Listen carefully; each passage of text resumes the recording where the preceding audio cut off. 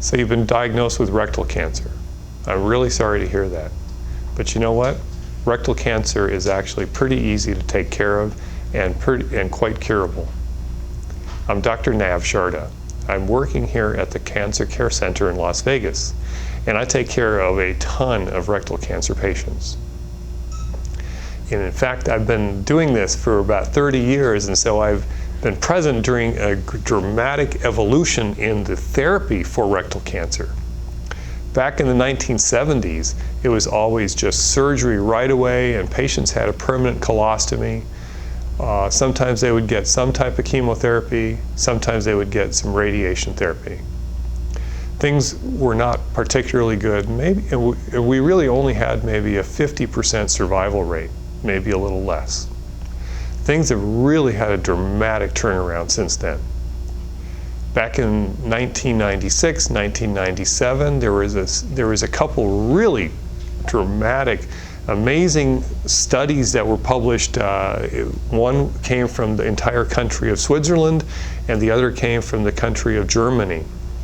So they have national health, and so therefore they were able to change the way that they treated patients and did massive amounts of patients, so that we as physicians here in America were able to capitalize on that type of new knowledge.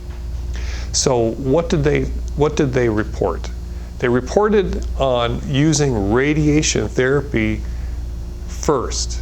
So if a person gets diagnosed with rectal cancer, they need to get radiation treatment to the pelvis and also some chemotherapy to the pelvis before surgery.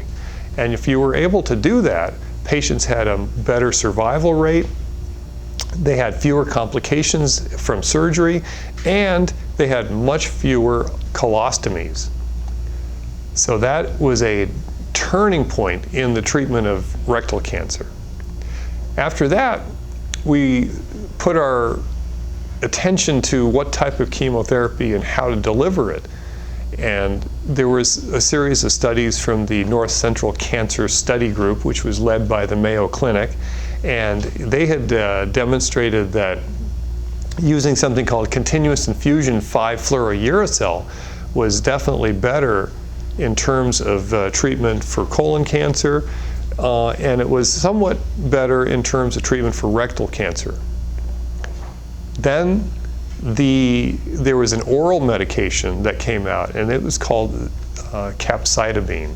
And what it is it's a pill that you swallow, and it turns into 5-fluorouracil once it's in your body. That was also one of the hallmark changes in the treatment of rectal cancer.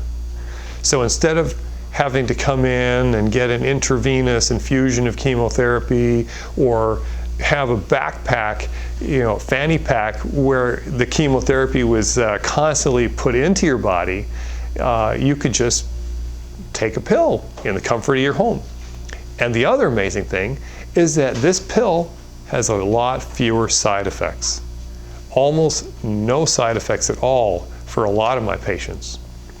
So the standard of care for rectal cancer has evolved between 1997, when the first reports came out about preoperative chemotherapy and preoperative radiation therapy.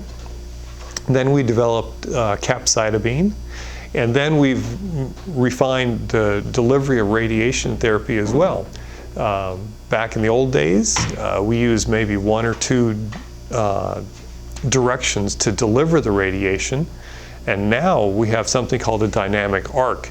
I was one of the very first doctors in the United States to implement that into my clinical practice. But what that essentially means is that instead of directing radiation in one direction, we're able to deliver the radiation in 360 different directions, which really focuses the treatment on the tumor, and it avoids treatment of unnecessary organs like your small bowel, your hips, your bladder, and the lymph nodes. So what does this mean to you? It means that treatment for rectal cancer has become much better. There's a lot fewer side effects. and people do not have to live with a colostomy.